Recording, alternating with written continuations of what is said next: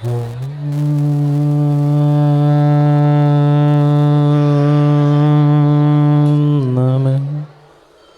सिद्धेभ्यः।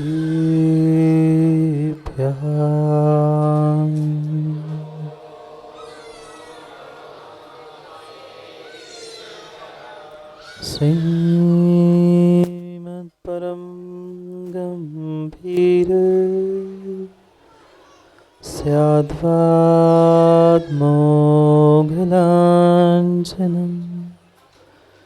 जियात्रैलोक्यनाथस्य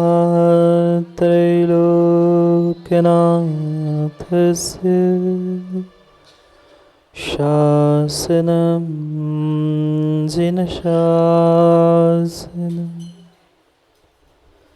जय मंगलभूताणं विमलानं नारदंसुरमयारं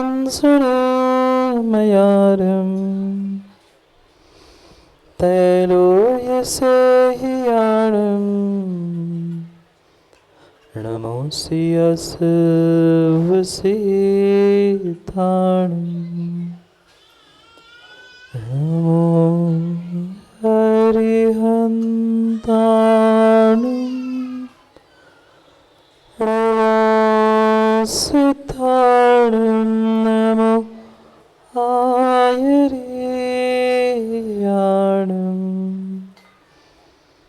नमो जायणं नमो लोय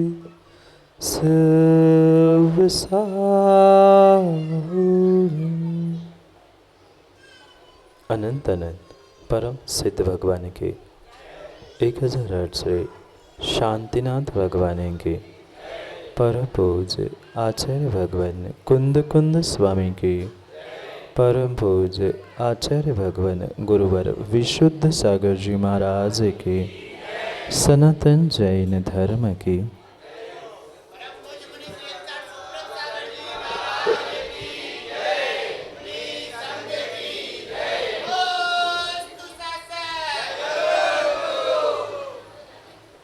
अंतिम तीर्थेश वर्तमान स्वामी के शासन में हमसे विराजते और उनकी ये पावन पीयूष देशना हम सभी के लिए परम उपकारी। अनादिकाल से हमारी आत्मा में जो जन्म जरा और मृत्यु रूपी रोग लगे, उन रोगों का उपशमन करने वाली कोई परम औषधि है तो वह एकमात्र यह जिन वाली भव्य आत्माओं।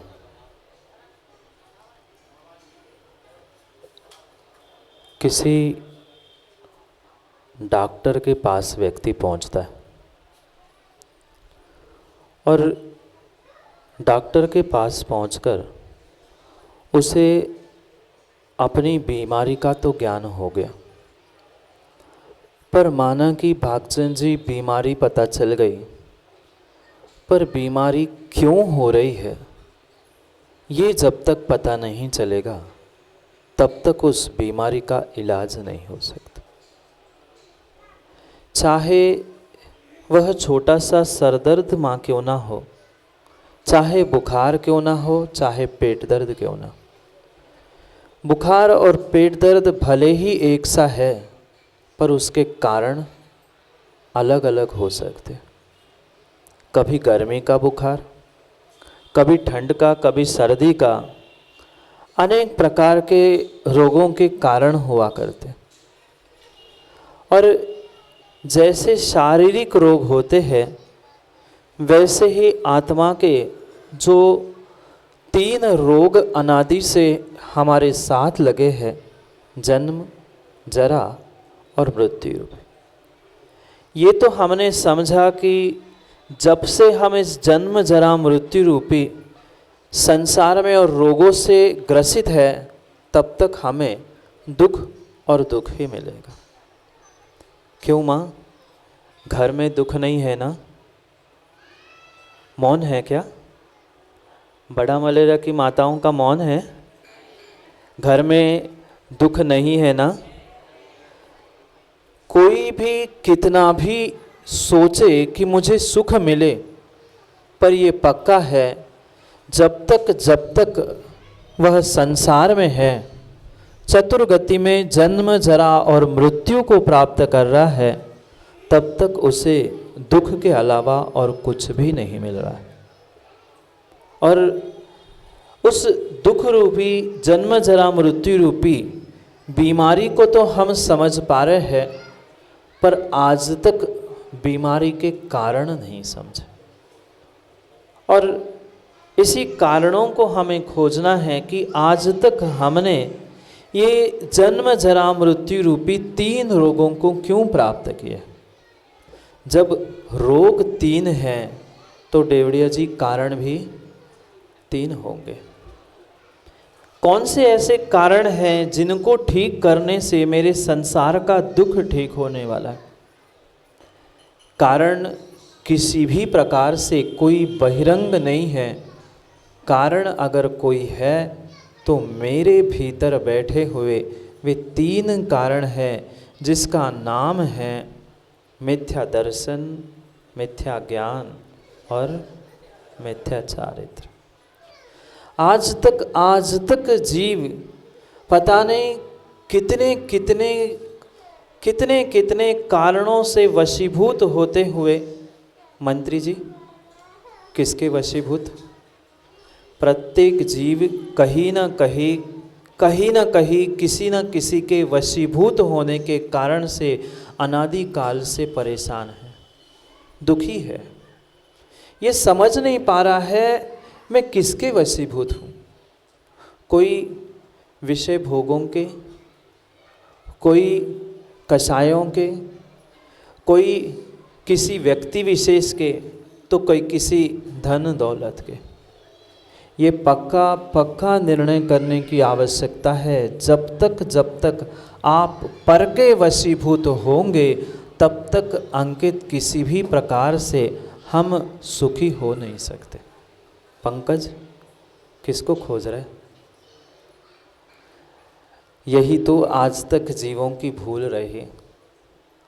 हम दूसरों को सुधारने और दूसरों को समझाने के पीछे हम पर के वशीभूत होते रहे, स्वयं को वशीभूत नहीं कर पाए। अंतर आया समझ में? माँ पर को मनाने के पीछे, पर को समझाने के पीछे, पर के वशीभूत होते होते अनादि से हमने इस संसार के दुख भोगे, पर आज तक हम अपने आप को वशीभूत नहीं कर पाए। स्वयं का एक क्षण विचार तो करें कि कितने सारे निमित्तों को लेकर हम पर के वशीभूत हुए। कभी माँ धन दौलत देखकर, कभी भोगों को देखकर, कभी विषयों को, तो कभी कषायों को लेकर हम प्रति पल प्रति समय पर के वशीभूत होते रहे। और इस संसार का सबसे बड़ा दुख अगर कोई है तो दूसरे के आज्ञा में और दूसरे के वशी में रहना है। नहीं रहते ना माँ?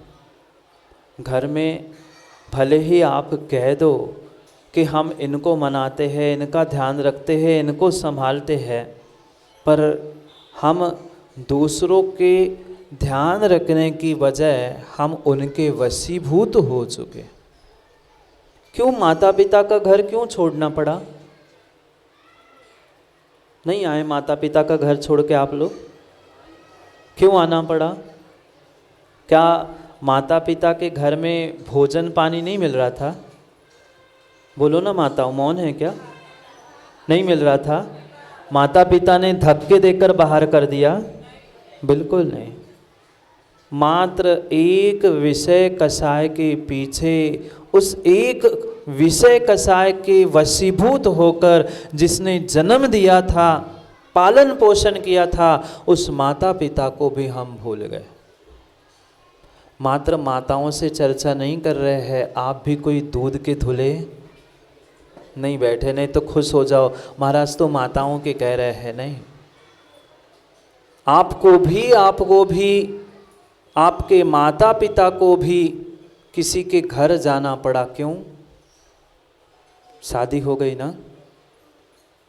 शादी हो गई ना? साले साहब राकेश जी के क्या नाम है? विनोद माँ साहब, शादी हो गई? नहीं मुझे पता है, पर पंचों के सामने पूछा जाता है। शादी हो गई तब कभी ना कभी रिश्ता लेके घर वाले तो गए ही होंगे।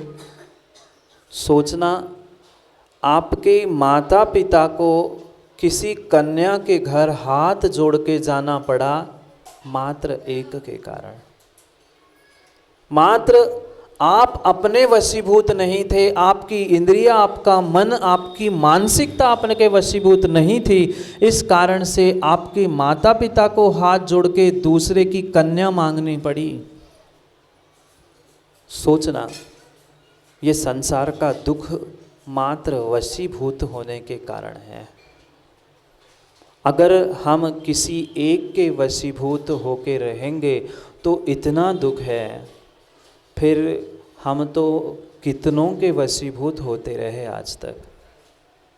सबसे बड़ा दुख दूसरों की आज्ञा में, दूसरों के अनुसार रहना, यही विवेक सबसे बड़ा दुख है।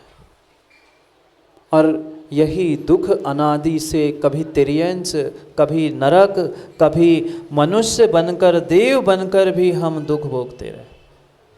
ये जन्म जरा मृत्यु रूपी रोग तो समझ में आ गया।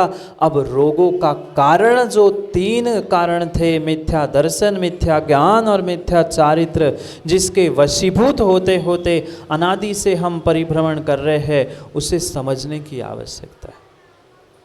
इसीलिए छैडालाकार दौलत राम जी कह रहे हैं, पंडित जी याद होगी ना दूसरी ढाल, ऐसे मिथ्या दृग चार चरण, वश भ्रमत दुख जन्म मरण। अनादि से इस मिथ्या ज्ञान, मिथ्या दर्शन और मिथ्या चारित्र के वशीभूत होकर पता नहीं हमने कैसे कैसे दुख भोगे। मनुष्य बनने के बाद भी इतना दुख है, तो मां नरक और तिर्यंच गति में कितना दुख भोगा होगा। हमें बीमारी पता चल गई, हमें बीमारी पता चल गई, संसार के दुख, जन्म जरा मृत्यु, ये हमारे लिए अनादिकाल से हमारी आत्मा में लगे हुए रोग है। उसका इलाज आप लोग चाहते करना? कौन कौन चाहता है कि इन बीमारियों से ठीक हो जाए? पर पक्का मान लेना पंडित जी, किसी डॉक्टर के पास इन बीमारियों का इलाज नहीं है। मिलेगा? किसी डॉक्टर के पास इन बीमारियों का इलाज मिलने वाला नहीं है। फिर शांतिनाथ भगवान इलाज कर लेंगे। आज त्रय कल्याणक मना रहे ना, फिर तो शांतिनाथ भगवान शांति देने वाले होने चाहिए। उनके चरणों में आके हमें दुखों से शांति और छुटकारा मिलना चाहिए था, पर मिला नहीं। क्या माँ पहली बार हम शांतिनाथ भगवान के उन त्रय कल्याणकों को मना रहे? नहीं, शायद हर साल मनाते हैं, पर क्या शांतिनाथ भगवान ने थोड़ा सा भी सुख दिया, थोड़ा सा भी दुख कम किया? नहीं किया। क्योंकि सुख दुख कोई भगवान, कोई माता पिता, कोई गुरु, कोई डॉक्टर देने वाला नहीं है। सुख दुख आपको आपके करतूती से मिलने वाला है। आज तक हमने अपनी भूल, अपनी गलती नहीं समझी कि कितनी बड़ी भूल और कितनी बड़ी गलती हम करते आए हैं किसी की वशीभूत होकर। और ये पक्का है, अगर किसी के भी वशीभूत होकर हम जी रहे हैं तो पक्का है हम एकांत मिथ्यात्व में जी रहे हैं। क्योंकि माताओं, भगवान को तो सुनाया होगा ना, विपरीत एकांत को नए के कितने ज्ञानी हैं। मुझे बोलना ही नहीं पड़ता, शुरुआत बस कर लो, आके पूरा हो जाता है। पर माँ ये ज्ञान सम्यक ज्ञान नहीं था अगर आपकी श्रद्धा सम्यक नहीं है तो। ज्ञान तो लबालब प्रत्येक जीव के पास भरा है, पर वह ज्ञान आज तक सम्यक नहीं हो पाया क्योंकि हमारी श्रद्धा सम्यक नहीं थी। एकांत, विपरीत, कभी अज्ञान, कभी विनय, पता नहीं कितने कितने मिथ्यात्व के वशीभूत होते हुए हम कभी कभी उस संसार के दुखों में रच पच गए। क्या करें, भले ही कहने के लिए वे 363 है, पर सभी एकांतवादी है। हाँ, ये पक्का है, ये पक्का है। जो मात्र एक ही मानता है, एक को ही मानता है, मैंने जो सोचा, मैंने जो ठान लिया वो ही सत्य है, ऐसी जिसकी मानसिकता है वह जीवन में कभी सुखी हो नहीं सकता। मानसिकता बनानी पड़ती है। भक्तचंद जी, आप परसों नरसों कह रहे थे कुछ शारीरिक समस्या है, सबके पास होगी, सबको अपनी अपनी समस्या है, पर वह दवाई खाने के लिए भी क्या बिना मानसिकता के दवाई खाई जाएगी? क्योंकि जो असरदार दवाई होती है, मैंने सुना है वो कड़वी होती है। जो कड़वी अधिक होती है वो जल्दी असर करती है। फिर उस दवाई खाने के लिए और कभी कभी तो भोजन करने के लिए भी ऐसा नहीं होता, कभी कभी मन नहीं है, गर्मी बहुत है, भोजन नहीं करना, पर फिर भी निखिल भोजन तो करना पड़ता है। भले ही इच्छा नहीं हो तो भी हमें पंकज भाई मानसिकता बनानी पड़ती है। और मानसिकता नहीं बनाओगे तो पुनः पुनः मंत्री जी अनादि के काल जैसे दुखी ही होते रहोगे। आज अगर उन युवाओं ने मानसिकता नहीं बनाई होती तो शायद देवड़िया जी त्रय कल्याणक जो शांतिनाथ भगवान के हो रहे हैं, इतने आनंद से हम शायद नहीं कर पाते। जब चंद मिनटों की और चंद घंटों की मानसिकता मात्र बनानी थी, तैयारी करने में समय नहीं लगता। मोक्ष होने में कितना समय लगता है? मोक्ष होने में कितना समय लगता है वैभव? मात्र चंद सेकंड भी नहीं लगते, मात्र अ उ रि रि 5 लघु बीजाक्षर का उच्चारण होते मोक्ष होता है। पर उस 13वें 14वें गुणस्थान तक पहुंचने के लिए मानसिकता कितनी बनानी पड़ती? मोक्ष की तैयारी में समय नहीं लगता, मोक्ष में भी समय नहीं लगता, पर मोक्ष मार्ग पे चलने के लिए मानसिकता बनाने के लिए श्रम लगते हैं। और ये पक्का है, जिसने मानसिकता बना ली वह जीवन में सफलता को प्राप्त करता ही करता है। बिल्कुल, आज तक जीव दुखी क्यों रहा सजल? क्योंकि उसने मानसिकता नहीं बनाई। भोजन करने की, प्रभु के पास आने की, कभी कभी दवाई भी खाने की मानसिकता जैसी बनानी पड़ती है, ऐसे ही हमें जीवन में श्रेष्ठ कार्य करने के लिए मानसिकता बनानी पड़ती है। हमारी मानसिकता के अनुसार देवड़िया जी व्यवस्थाएं होती है। व्यवस्था और व्यवस्थापक हमारी मानसिकता और समाज के लिए होती है। व्यवस्थाओं के लिए समाज, व्यवस्थापकों के लिए समाज नहीं होती। आज तक यही तो भूल हम करते रहे, इसकी व्यवस्था, उसकी व्यवस्था। माँ घर में कितनों की व्यवस्था बनाई, छोटे से लेके बड़े तक सबकी व्यवस्था बनाई, पर क्या अपनी व्यवस्था के बारे में सोचा? कभी नहीं सोचा, कभी नहीं सोचा। पंडित जी वे आदिनाथ भगवान, इस युग के प्रथम तीर्थंकर, जिन्होंने दूसरों की व्यवस्था बनाने के चक्कर में स्वयं की व्यवस्था नहीं याद आप लोगों को? नहीं पता आप लोगों को? अभी अभी तो वह आखा तीज, अक्षय तृतीया चली गई। इस युग के पहले तीर्थंकर, उनको भी 6 महीने मुद्रा लगाकर घूमना पड़ा। क्यों? क्योंकि व्यवस्था नहीं बनी।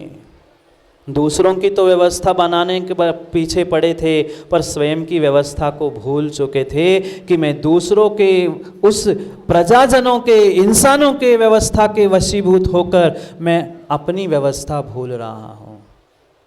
दूसरों के वशीभूत मत हो माँ, कभी किसी के वशीभूत मत हो। अपने आप को वशीभूत, अपने इंद्रिय, अपने विषय, अपने कसायों को वशीभूत करने का प्रयास करो। सुखी होने का एकमात्र मार्ग है।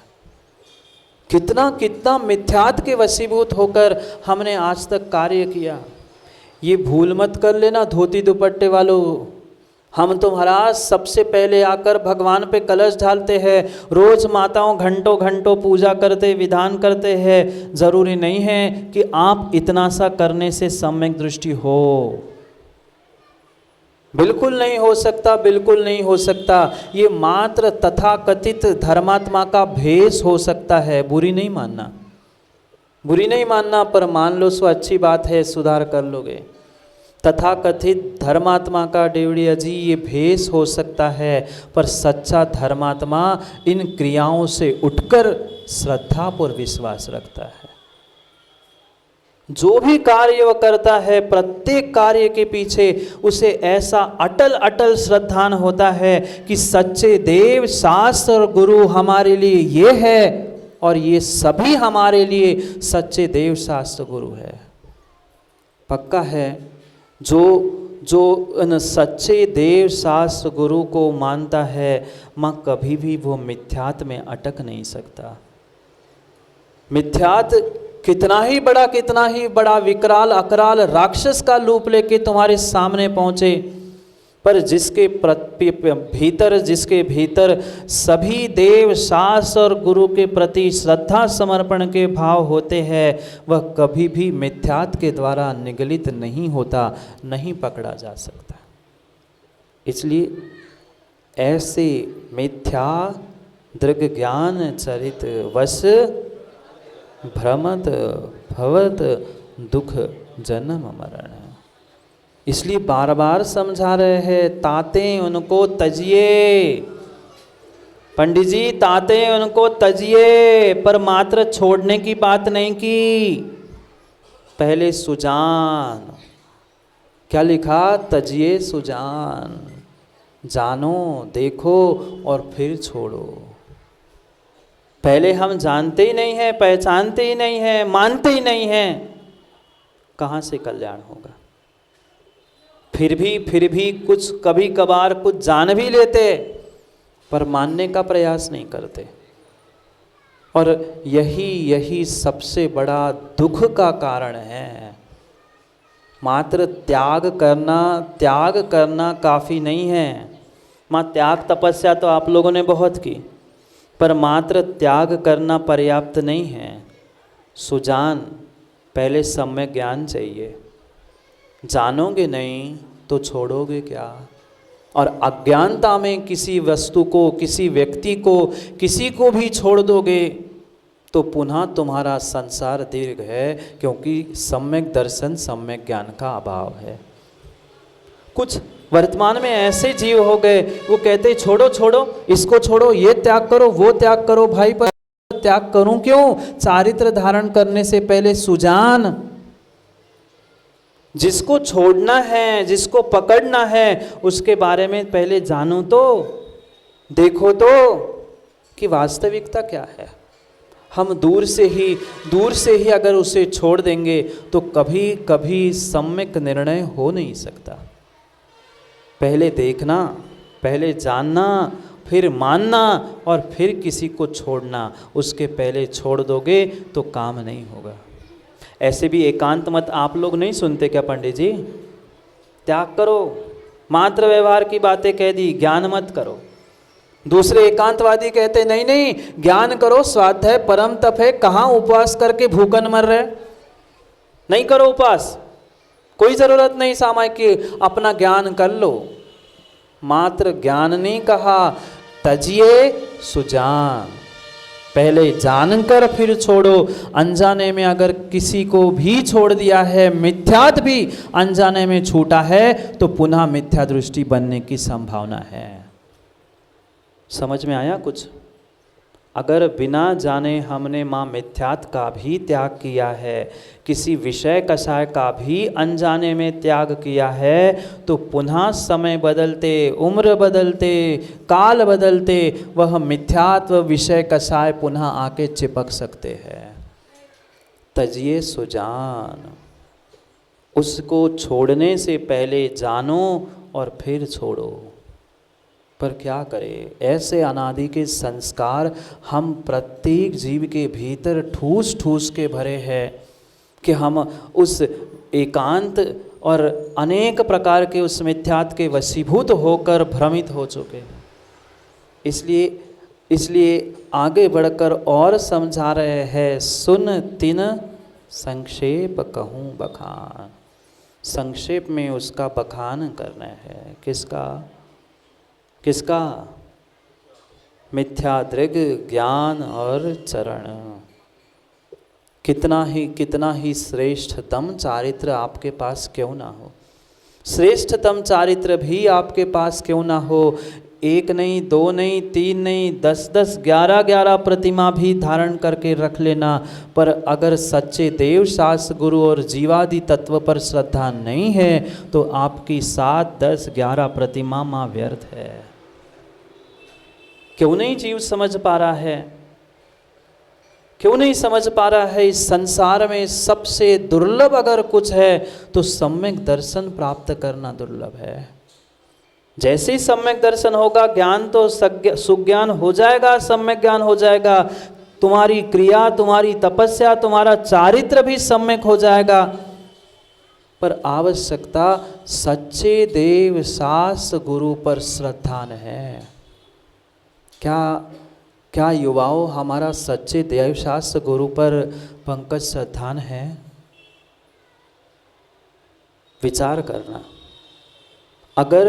अगर हमें सभी सच्चे देव शास्त्र गुरु पर श्रद्धान हैं तो हम कभी ये विचार नहीं करते, ये विकल्प नहीं करते कि हमारे इस बड़ा मलेरा के बड़े मंदिर के मूल नायक शांतिनाथ है तो हम शांतिनाथ ही को मानेंगे।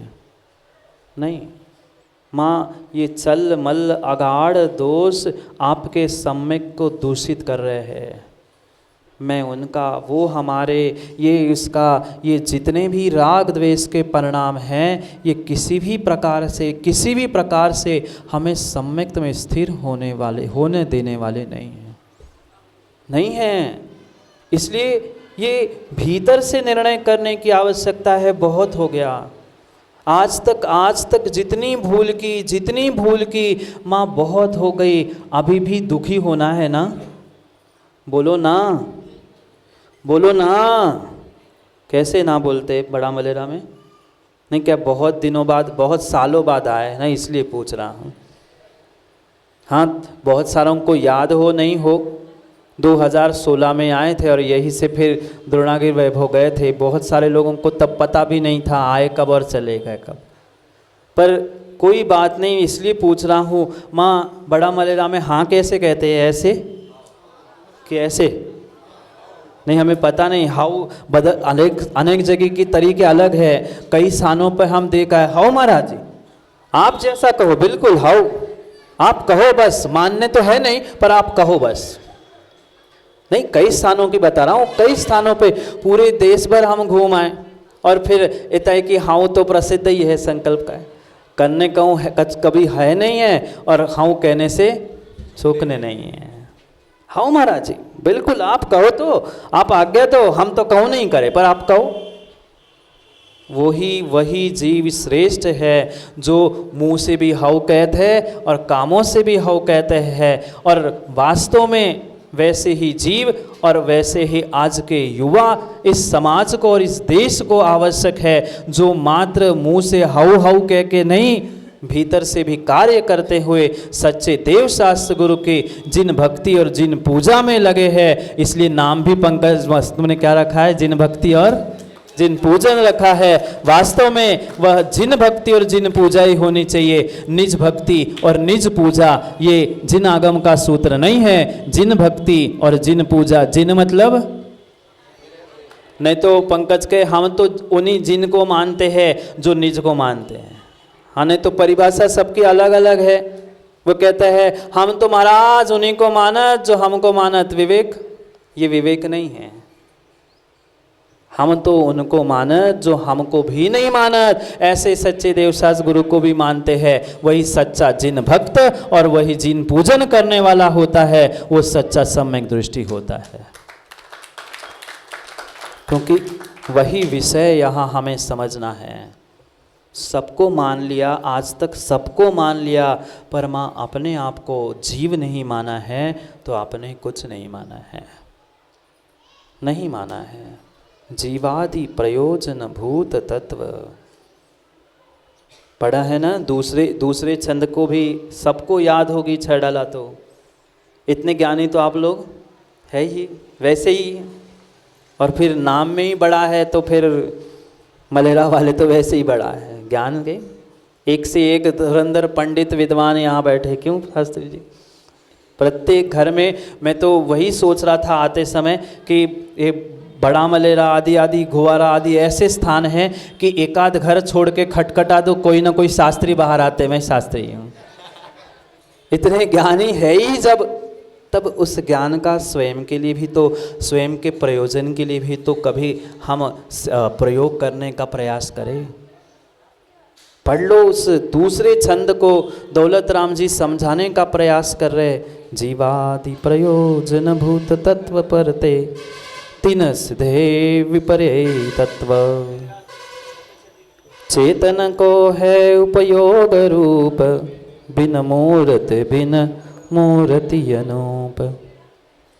जीव अजीव, आश्रव, बंध, संवर्त, निर्जरा और मोक्ष, इन 7 जो प्रयोजन भूत तत्व है, उन प्रयोजन भूत तत्वों को हमने जाना तो, पर माना नहीं। जाना तो बहुत है, आज तक जीवों ने बहुत कुछ जान लिया, पर मानने का पुरुषार्थ नहीं किया। क्या माताओं, आप अपने आप को जीव मानते हैं?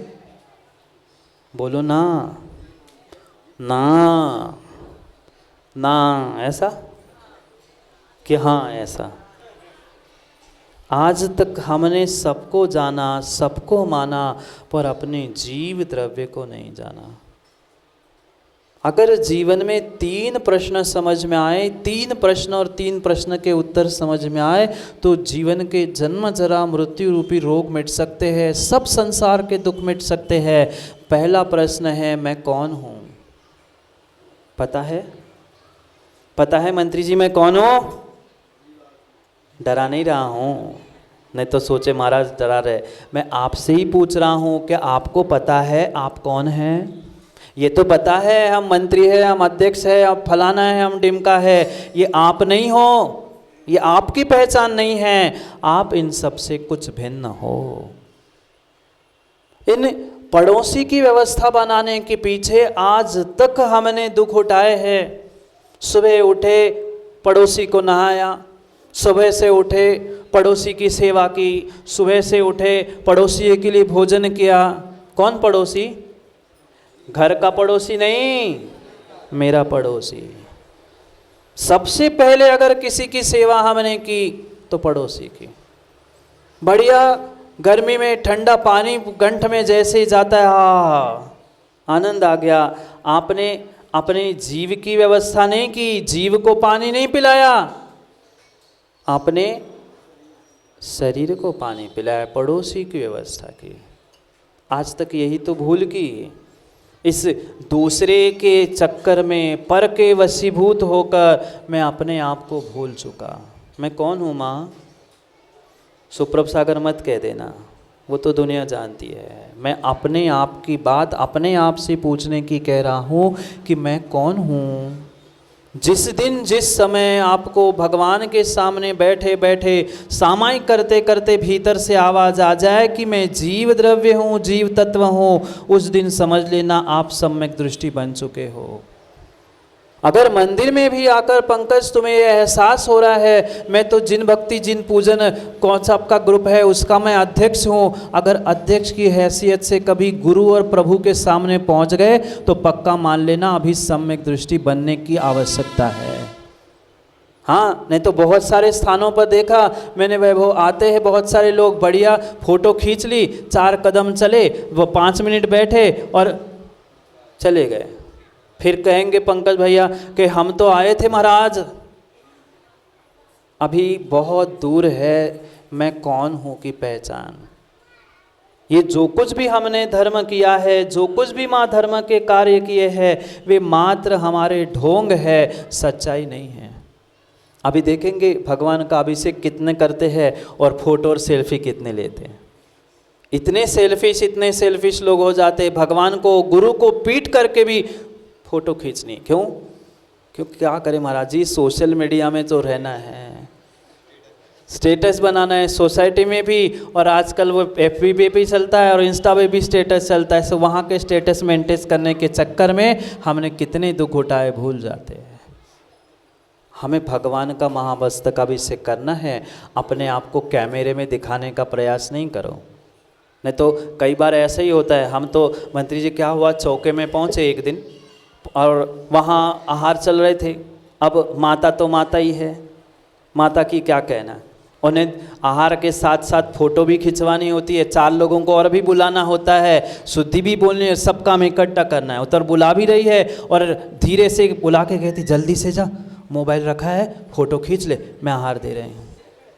ठीक है, इतने तक तो फिर भी ठीक है। अब महाराज हम खड़े हैं ऐसी अंजलि करके, वो कैमरा लेके एंगल बना रहा है, इसको हटा रहा है, उसको हटा रहा है, तब तक वो जग पकड़े हाथ में, जग चल रहा है। हमने अंजलि भी के लिए 1 हो गई, 2 हो गई, अब इतना भी ध्यान नहीं माँ का कि जग में पानी खत्म हो गया, फोटो के चक्कर में जल्दी खींच, पकड़ी है। अब अंजलि भी खाली, जग भी खाली, महाराज खड़े, दे दे अम्मा। ये ढोंग चल रहा है, धर्म नहीं चल रहा। हाँ, ऐसा मेरे साथ घटित हुआ, इसलिए मैं कह रहा हूँ, बाकी का मुझे नहीं पता। अब महाराज भी सोच रहे हैं कब उनकी फोटो खिंच जाए, कब जगल भरे और कब हमारी अंजलि भरे। हमें तो ऐसा लगता छोड़ ही के बैठ जाए। ऐसे काम धर्मात्मा के नहीं हैं, ये तथाकथित धर्मात्मा के हैं। इसलिए सोच समझ कर निर्णय करो कि आज तक मैं किसको अपना बनाता। फोटो किसकी खींच रही थी माँ? आपकी फोटो किसकी थी? कितने कितने कितने मूर्ख जीव है, मेहनत 24 घंटे आप करते हो और फोटो किसकी आती है? बोलो ना, फोटो पड़ोसी की आती है। आप खूब कमा लेना, विनोद माँ साहब खूब कमा लेना, और आपकी फ़ोटो की जगह आपके दामाद की फ़ोटो आ जाए, सो कह रहे हम तो मर गए और फोटो उनकी लगी पेपर में। हाँ, ऐसे ही है जीव। हम तो कब से मेहनत कर रहे हैं और वे आए और वो फोटो खींच के चले गए। यही तो भूल की जीव की आज तक फोटो निकली नहीं है, ना निकलने वाली। जिंदगी भर मेहनत की, पर फोटो अखबार में किसकी आई? भागचंद जी, मंत्री जी, द्रोणगिरी। फोटो भी आएगी कुछ 10, 20, 50 वर्ष बाद सही। फोटो पे कह दूं क्या? बुरी नहीं मानना, पर आप जैसे हम जैसे आप, सबका नंबर लगना है फोटो पे। फिर वह चंदन की माला भी चढ़ेगी। फोटो किसकी थी? मंत्री कौन था? पड़ोसी था। जिंदगी भर मेहनत की और नाम पड़ोसी का हुआ, फोटो पड़ोसी की हुई। स्वयं के लिए हमने आज तक क्या किया? ये प्रयोजन भूत तत्व था, ये जीव प्रयोजन भूत तत्व था। इस प्रयोजन भूत तत्व पर हमने आज तक विपर्यत्व, इस पड़ोसी के मैं अपना मानता रहा, इस पड़ोसी का मैं अपना मानता रहा। और जब तक पड़ोसी को अपना मानते रहोगे तब तक संसार में दुख ही उठाते रहोगे, क्योंकि पड़ोसी कभी अपना हुआ क्या? बोलो ना, अभी तो आवाज़ निकल जाए, बोलो ना। नहीं हुआ। जानते हैं माताओं, जानते हैं, पर मानते हो? मंदिर में आने से पहले किसको सजाते हैं? मंदिर में आंखों किसको दिखाते हैं? कितने कितने कितने कितने मूढ़ बन रहे हैं। कार्य हम करें और प्रशंसा कोई दूसरा। हम जीवन भर पई करके पैसे इकट्ठे कर ले और उसके चक्कर में पाप हम अपने आप के लिए कमाएं, और पुण्य का जब भी माला, पुण्य की माला पड़ेगी किसके गले में? पुण्य की माला पंकज अध्यक्ष किसके गले में? पड़ोसी के गले में। विपर्यत्वम, ये जीवादि प्रयोजन भूत तत्वम सरते तिन मोहि विपर्यत्वम। उस विपर्याय के कारण, विपरीतता के कारण अनादि से मैं इस संसार में भ्रमण कर रहा हूँ। समय हो गया, समय हो गया भागचंद जी, समय हो गया। वो घड़ी पर देख रहे हैं सब लोग, उस घड़ी का तो होगा होगा होगा, पर ये भी सोच लो मेरा भी समय आ गया है, मेरा भी समय आ गया, मेरा भी समय आ गया है। पता नहीं कब किसकी आंखें मीच जाए, कौन किसके पहले चला जाए, कोई ठिकाना नहीं है। इसलिए पर के वशीभूत होना छोड़ दो, अपने आप को वशीभूत कर लो। अपनी जो श्रद्धा है, जो अनादि काल से कभी एकांत के वशीभूत थी, किसी एक तत्व को, एक ही बात को हम मान के जो एकांतवादी मिथ्या दृष्टि बने थे, वह भी मेरी भूल थी। कभी मैंने विपरीत बात को स्वीकार कर लिया मात्र स्वयं के प्रयोजन के पीछे, वह मेरी विपरीत मिथ्यात्व के मैं वशीभूत था। ये सभी मिथ्यात्व के वशीभूत होते हुए अनादि से मैंने दुख भोगे हैं। अब सुख का समय आया है, अब सुख भोगने का समय आया है। अभी तो संभल जाओ, अभी तो समझ जाओ। छठे काल में जाना है ना आप लोगों को? माताओं, छठे काल में जाना है ना आप लोगों को? नहीं जाना है तो विचार कर लो, विचार कर लो। छठे काल से बचने के लिए पंचम काल में मात्र मात्र और मात्र एक साधन है, सच्चे देव, शास्त्र और गुरु। आंख मीचकर अटल श्रद्धान होनी चाहिए, अटल श्रद्धान होनी चाहिए सच्चे देव, शास्त्र, गुरु के प्रति। उन्होंने कहा मतलब सत्य है, पर ऐसी निर्मल श्रद्धा हमारे पास नहीं है। जितनी जितनी जितनी श्रद्धा एक रोटी के टुकड़े पे है क्या? अभी भूख लगेगी, क्या खाओगे घर जाके? आधी तो माँ वो आटा तो उसन के आए ही होंगे, अब जाके रोटी बननी है, दाल चावल को बघार लगना है, तैयारी आधी हो गई। सोच लेना, सोच लेना, विचार कर लेना। उस पुद्गल के टुकड़ों पर जितना तुम्हें विश्वास है, उतना देव, शास्त्र, गुरु पर विश्वास नहीं है। नहीं है। दुकान में जो गांधी जी छपे हैं कागज के टुकड़े पर, उस पे तो अटल विश्वास है कि मैं उसको दे दूंगा तो कोई सामग्री मिलेगी, पर अपने भीतर की श्रद्धा पर श्रद्धा नहीं है, अपने आप पर श्रद्धा नहीं है। मैं अगर श्रद्धा के साथ सच्चे देव, शास्त्र, गुरु के पास जाऊंगा तो जन्म जरा मृत्यु रूपी रोग मिट जाएंगे। ये श्रद्धा मेरे पास नहीं है, नहीं है। कैसा कैसा नियोग है देखो। रोग भी तीन हैं, रोग भी तीन हैं, उसके कारण भी तीन हैं, और भगवान के आज कल्याणक भी तीन हैं। और आज ही तीन मुनिराज आपके नगर में पहुंचे हैं। ये संयोग एक से बढ़कर एक बड़ा है, क्योंकि विश्वास मानना बिना संयोग के, बिना नियोग के, बिना पुण्य उदय के निर्ग्रंथ साधुओं के चरण नगर में नहीं पड़ते। सन्निधि मिली है, सानिध्य मिला है, समय मिला है तो समय का सदुपयोग कर लो। बार बार समय मिले नहीं मिले पता नहीं, पता नहीं। कई महीनों से नहीं, कई वर्षों से वे युवा लगे थे। भक्तचंद जी महाराज जी, कुछ समय तो मिल जाए, कुछ समय तो बड़ा मलेरा के लिए मिल जाए। क्या पता था वह वो अभी समय आना था।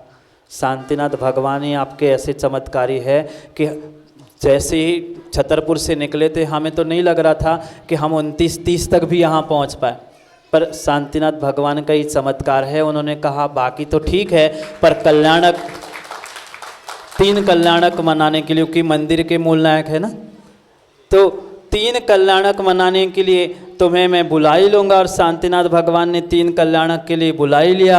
अभी 3 एक दिवसीय व त्रय कल्याणक मनाने में इतना आनंद था, फिर साक्षात जब 5 कल्याणक बड़े मंदिर का, उस मंदिर का होगा तो क्या आनंद होगा और क्या दिन होंगे, वो भी सोचने और विचार करने का सर।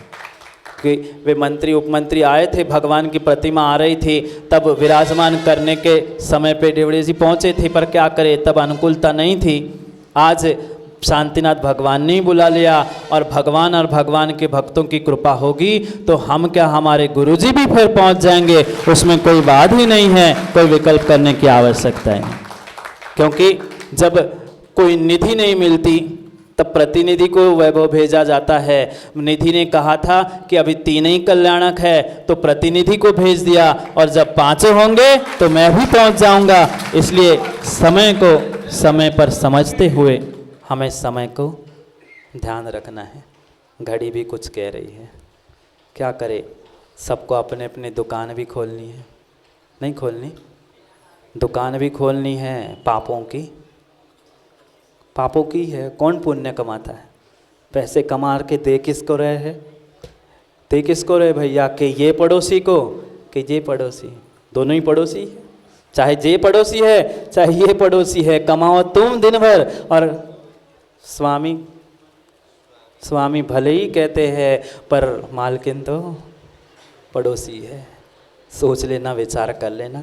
भगवान के उस महामस्तकाभिषेक को हमें सानंद और बहुत आनंद के साथ, बहुत उत्साह के साथ यहाँ पर समाप्त करना है और प्रारंभ करते हुए अपने जीवन को भी उस जिन भक्ति जिन पूजन के साथ ऐसा पंकज आपूरित करना है, ऐसा आपूरित करना है कि साक्षात आज हम जिन भक्ति जिन पूजन कर रहे हैं वह दिन हमारे सामने आ जाए, जब हम ही जिन बनकर हमारी ही संसार पूजा करे और भक्ति करे, वह दिन भी हमारे सामने आ जाए। ऐसी सच्ची श्रद्धा, ऐसा वशीकरण हमारा हो कि आज तक जो हम मिथ्यात और एकांत के वशीभूत थे, उस सभी वशीकरण को छोड़ते हुए हम सच्चे देवशास्त्र गुरु के वशीभूत होते हुए सम्यक दर्शन, सम्यक ज्ञान और सम्यक चारित्र को प्राप्त करें। क्योंकि समय हो गया। अभी उस आत्मा जीव का स्वरूप यहाँ दौलत राम जी जो समझाने वाले हैं, पुनः कभी समय मिला, पुनः कभी बड़ा मलेरा को समय मिला तो पुनः विचार करते हैं। क्योंकि आने से पहले ही द्रोणगिर वालों ने कह दिया, मंत्री जी ने, कि महाराज जी उते चलने हैं, हमसे नहीं कहिए। उनने ही पहले कह दी महाराज जी उते चलने, अब चलने तो है ही, क्या करें।